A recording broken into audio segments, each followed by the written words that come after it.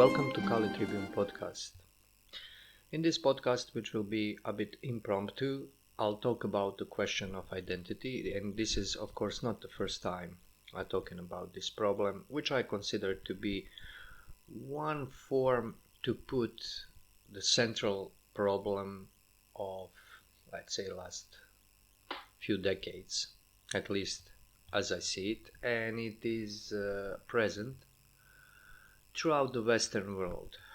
The reason I'm doing this is because I get questions why I concentrate so much on the LGBTIQ issues instead of metaphysics and philosophy, as is my, let's say, usual itinerary.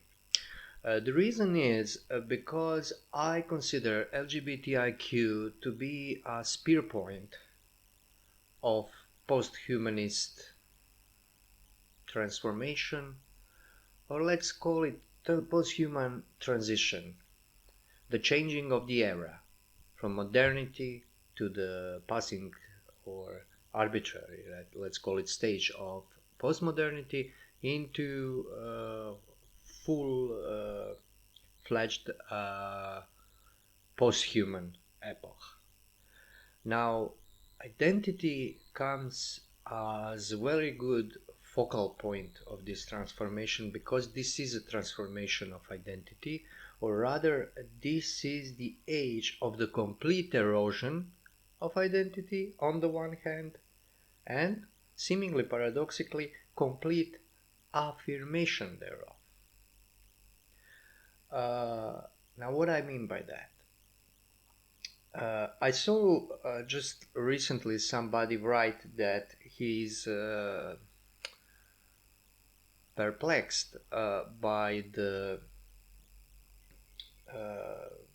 tendency of Americans or American society to understand LGBTIQ as something akin to national identity, something that therefore that has a flag, has heroes, has history, has a kind of historical destiny, and so on and so forth.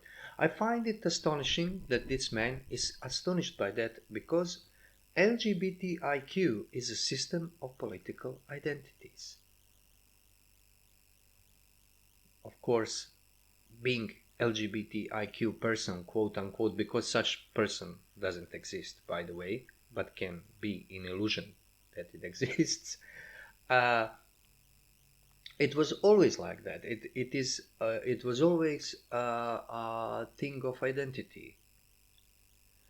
So when you have those rainbow flags that are constantly morphing by adding new colors, new shapes, because identities that are contained inside the LGBTIQ system tend to go into infinite dispersion and multiplication, which one cannot follow, least of all members of the LGBTIQ movement. Those identities are quite, let's say, quite significant for those holding them, significant in the sense that national identity is significant to one that has it. Because, well, with things like ethnic and national identity, there is a certain freedom, at least virtual freedom, to reject them. You can renounce it in a way. I don't think you really can escape from it, but you can try. Same thing with LGBTIQ. The main difference being that national or ethnic identity is something that stems out from existence. That is to say, or to preformulate it, that is something that is given. I think this is the best word to use. And now to turn to traditional metaphysics for those who are bored with my burrowing inside the LGBTIQ problematics. The given is a term, factum.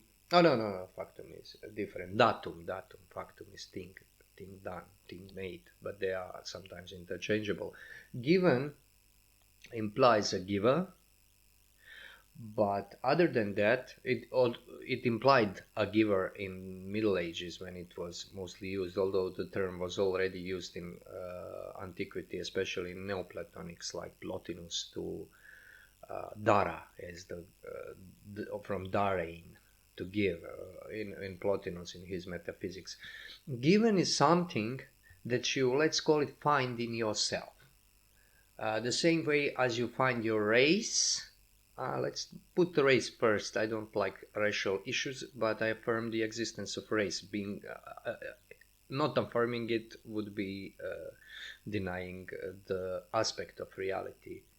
But we will not reduce anything to race. That's issue in itself. That's error in itself, and I talked about it a lot before. Browse through the podcasts and articles. Anyway. Given is not something that you choose. You choose whether you accept it. And I would say that national ethnic identities come into this, let's say, region of beings. Its constitution is very hard to explain. Ethnicity existed more or less always, since politeas, or political communities in the real sense of the word, existed. Nations in the modern sense, of course, didn't, because nations in the modern state, because modern nation is a modern thing.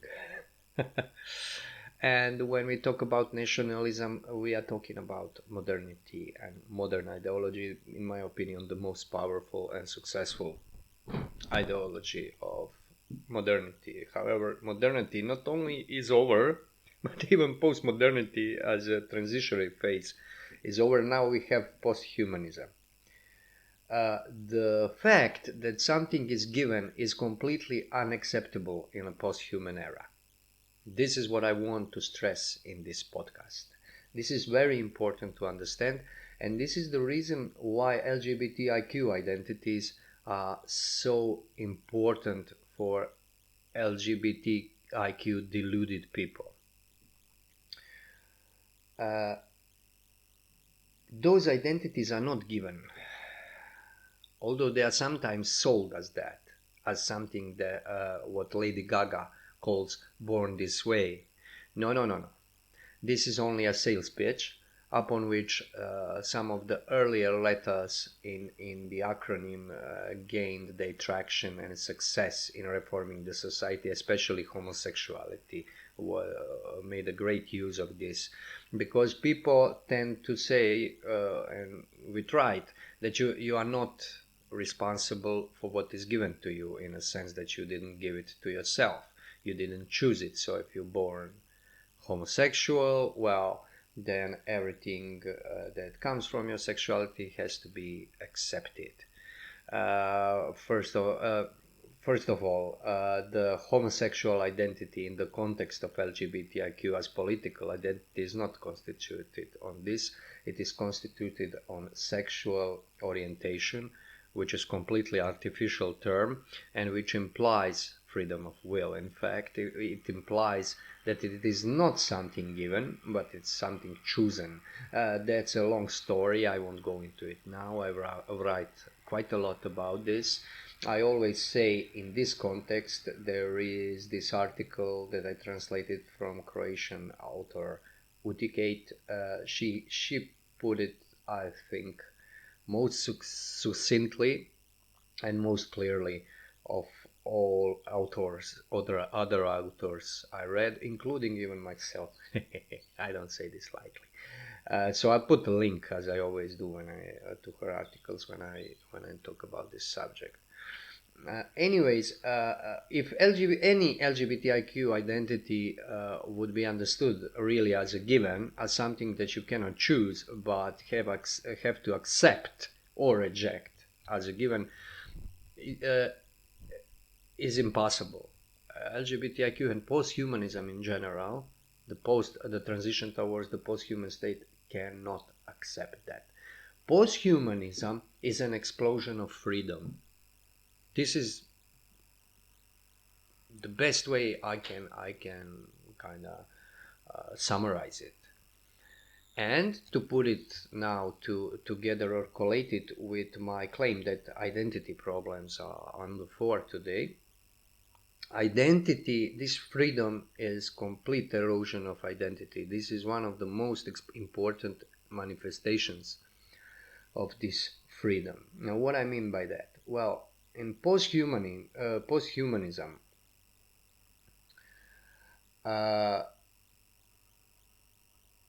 the essence of the new being that will inherit humanity, inherit the legacy of humanity, whereas putting humanity in the past, this new being differs from man in one and only one essential feature, part of human essence. Its will is creative. Human will is not creative. This doesn't mean, we use this word creativity, especially in English-speaking world, very loosely, without understanding what it means. By creation, I mean creation from nothing. I mean the act of creating existence itself and giving this existence a form, because there is no existence without a form. And this form can be understood as identity when we come in the human matters, tina anthropina, as Aristotle would call them, in the realm of ethics and politics. In order to do this, a posthuman being has to be free from any given identity that are impediments to its will. A given identity is impediment to the will because you don't choose it. You don't choose who you are, or what you are even. Now, if you cannot choose that, what good is anything else? Because that's the fundamental choice. That would be a fundamental choice of absolutely free being. Not God, I would say. I won't go into theology, but this notion of self-causation is unacceptable. Unacceptable theologically. It is acceptable by various heresies, but I would be very, for instance, the most famous for this idea that God is causa sui, the cause of himself, but is Baruch de Spinoza, but he is certainly not the only one. However, there is one self-caused thing, and it's self-caused relatively in the sense that it is created being. Therefore, its self-causation is always qualified. It doesn't create itself, but it causes itself to be actualized in various ways, deliberately, is human will. If we would to be theological, we would then talk about the will of angels also, but of course we'll talk about human beings, of us now. Because will acts of its own accord. It is not conditioned by externalities, because it is the immaterial act.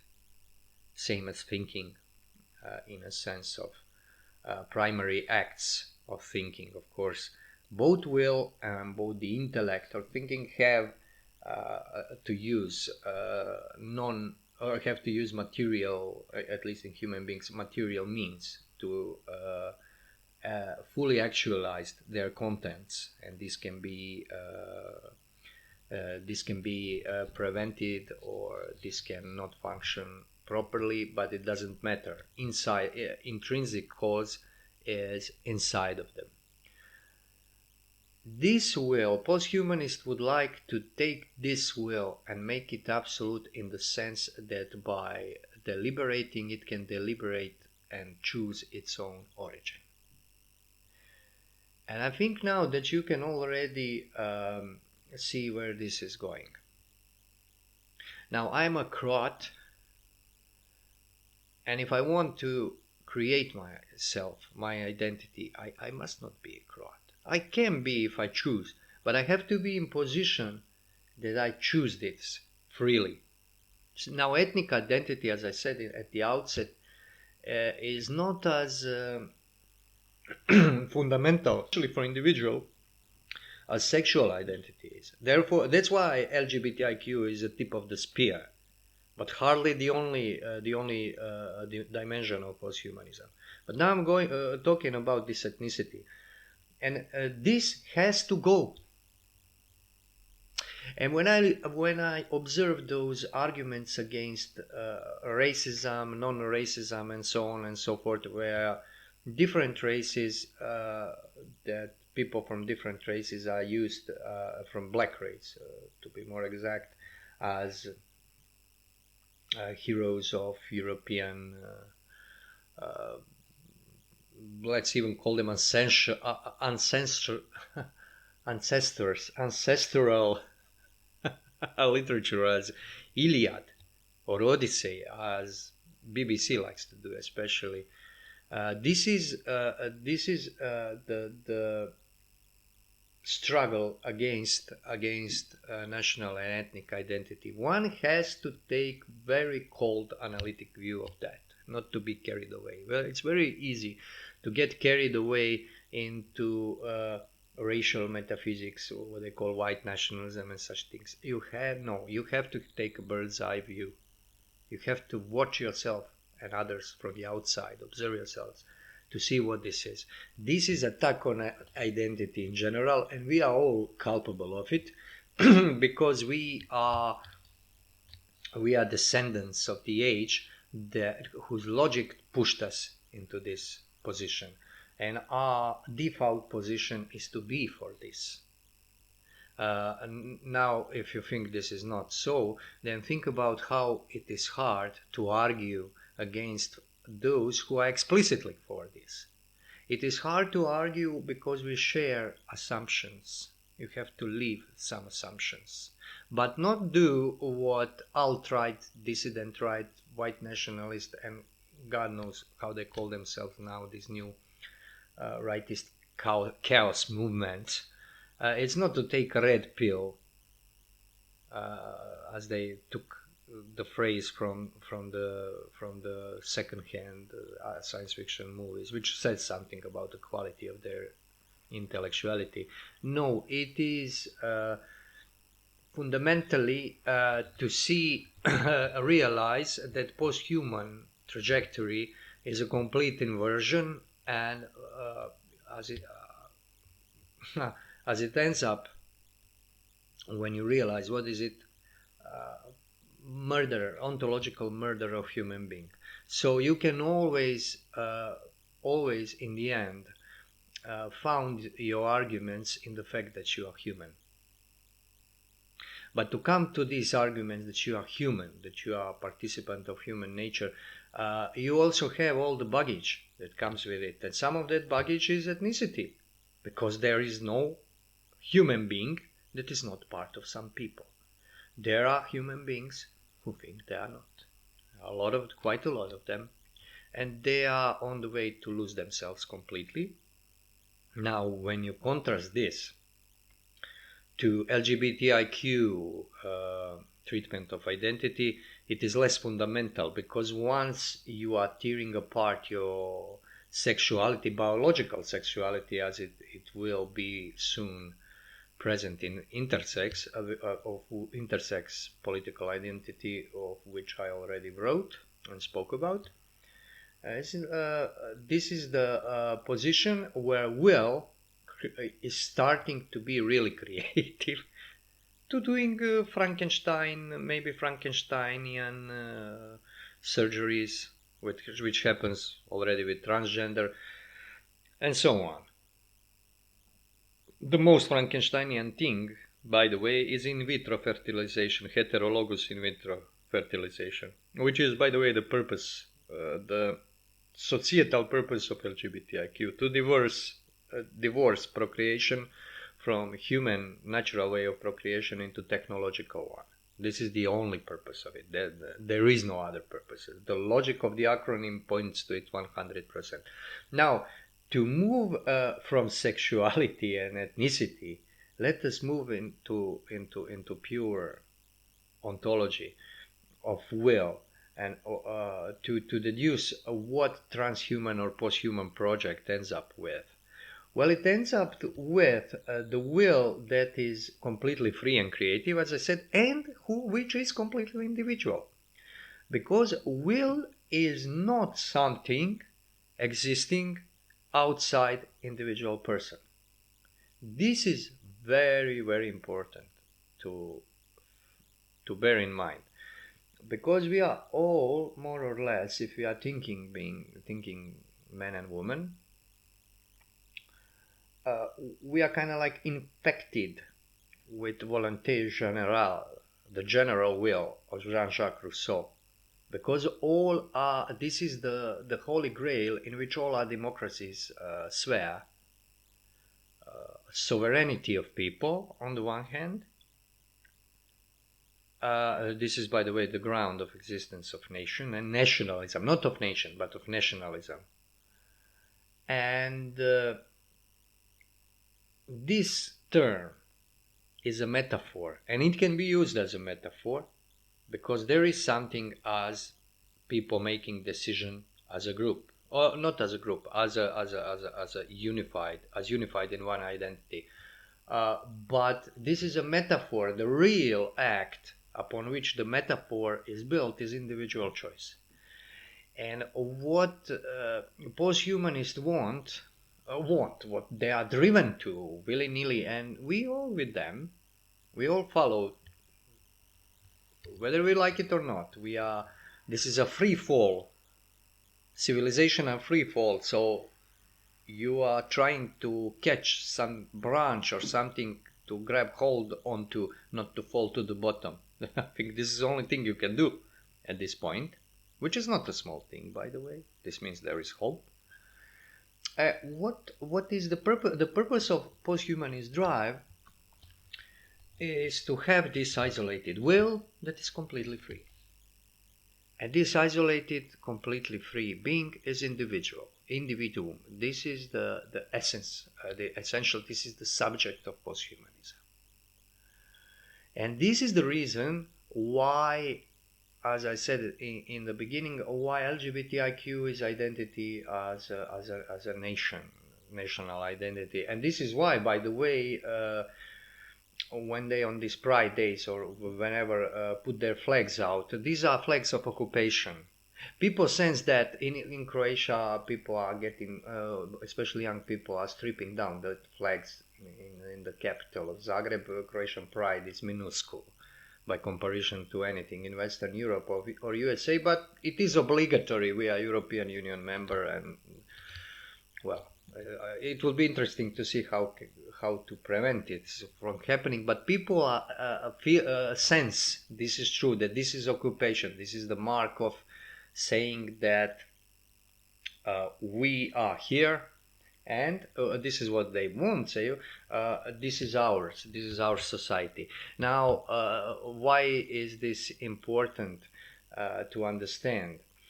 Because LGBTIQ cannot exist simultaneously with what they call heteropatriarchy. They can get that from radical feminism, this terminology. So on radical patriarchy, what they call heteropatriarchy is traditional historical society that has these some features that cannot be changed, as two sexes, heterosexuality, bearing children, family, and so on, which grows from this fact. The main societal unit. You can have either one or the other, and they are always striving to erase heteropatriarchy. Therefore, you cannot be in one society only. You can be only under flag of truce, because one side is not powerful enough to eradicate the other. By the way, this doesn't mean that if you would eradicate LGBTIQ that you will eradicate gays, lesbians, and so on. You wouldn't. Homosexuality was always with us, sometimes accepted, sometimes even celebrated, although that's tenuous in antiquity in some maybe some short periods of time. But LGBTIQ is a symptom of the postmodern age. It's something new. This is political identity. This is not personal identity. And it's useful, it's very important for posthumanism, because it's a tip of the spear. Because when you go so crazy to believe that two men can get married and have children, you are done for. You can believe in anything. And now I'm talking about a less bizarre thing. I think this conviction exists in many heads in the Western world, even from the early 90s, even before. I live in a country that is lagging quite significantly in this regard. But I have people of my generation who fell for this crap. And I'm astonished, always again astonished, how they fell for this. How they let this logical contradiction into their heads, and how after that logical contradiction has been exploited to the hilt by the force of this free fall of history, there comes even something even crazier, and they accept it without question. Those people are completely lost. Maybe they can turn. To be honest, I don't care. I wouldn't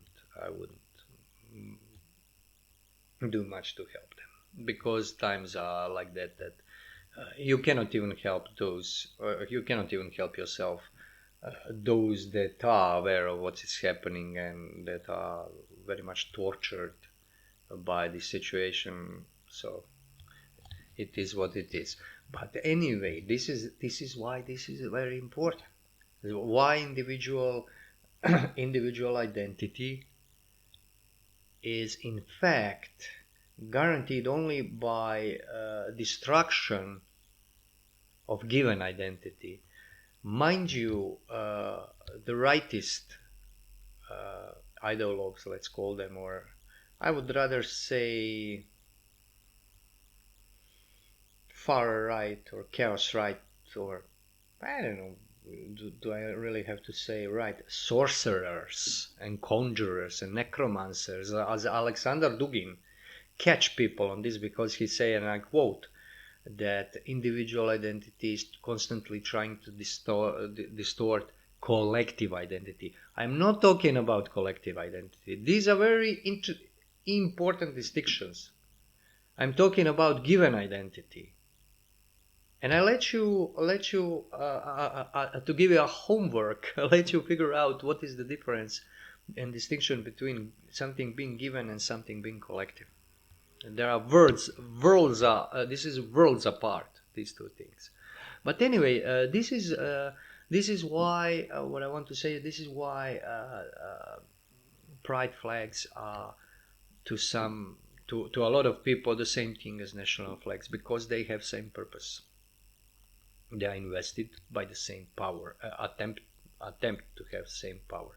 And to finish with this podcast, and once again, as I said in the beginning, explain why I concentrate so much of LGBTIQ.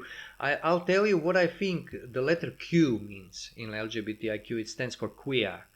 Queer is not a general term for various perverse sexual practices.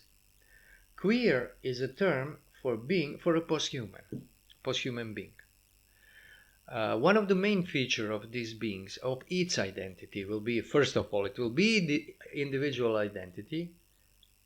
It will it will procreate artificially. But the most important thing, it will be individual identity that is multiplied in one individual. What I want to say is that this will be the being in which separate parts of organism, of the body, down to the level of enzymes or cells, will have political rights. Now, I'm aware, as much as you, how absurd this sounds, but this is where the logic leads it. And you have on internet some posthumanists who also think in this way. Well, I read some American posthumanist professor looking for diet to lose weight, and looking for diet that will not put in conflict the rights of his enzymes, I don't know, with something else, with natural fats. So I really forgot that gobbledygook in which he believes, and which is in fact a logical consequence of the historical trajectory and spirit of the age he accepts. He is imbibed dare I say, obsessed with, possessed by. So this is where it ends up, and this is why LGBTIQ is important, because through it it's most visible what posthumanism is. And not to forget, and I always like to say that so that people don't think I pussyfoot around it, mixing of races is very much encouraged. And if it would be only possible to somehow mix them violently, because race mixing is not an unnatural thing, and posthumanism doesn't like nature. If it will become in any way possible that in some kind of artificial procreation you can choose disparate combination of races, they would be the happiest with it. And this is where all tendency into which all things are going. So that's why identity is so important. On the one hand, in simultaneous process of completely eroding it, and at the same time completely affirming it, but into an inverted way. Thank you for your attention. This was Branko Malic of Kali Tribune signing out.